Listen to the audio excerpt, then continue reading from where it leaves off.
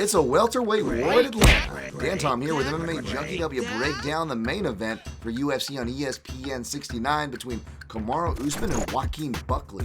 Buckley has dropped back down to 170 pounds, where he stands 10-2 in that division, and has reeled off 6 straight in the octagon, earning himself a shot at the former champ Kamaru Usman, who is on a deceptive 3-fight losing skid, with that last loss coming up at middleweight on short notice. Khamzat Chimaev in a fight that should have been scored a draw. If anything, Usman could have won that thing, but needless to say, he is going to be needing a win this Saturday. At the time of this video, the odds makers and the public are siding with the younger man and Buckley in the neighborhood of minus 290, with a comeback on your underdog Usman in the neighborhood of plus 215.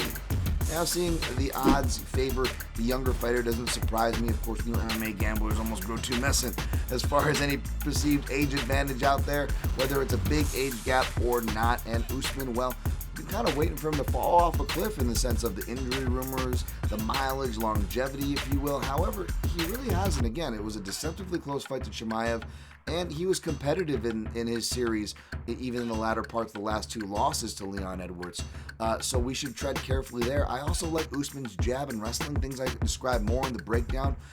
Buckley, even though, 5 out of his last 6 fights he scored a knockdown or a stoppage, he is 4-4 overall when he can't score a takedown. And in the common thread of those losses in that stat, or any of his tough fights in general, fighters who could jab and, contend in the wrestling, those have been his toughest fights, win or lose. So I'm actually leaning toward the veteran here, Kamaru Usman, at those underdog odds to see how, why, pathways to both fighters, as well as stats like Southpaw stats, where Kamaru Usman stands 6-2 against UFC level lefties. Well, I got all that for you in my in-depth breakdown over at MMAJunkie.com, where you can find results this weekend.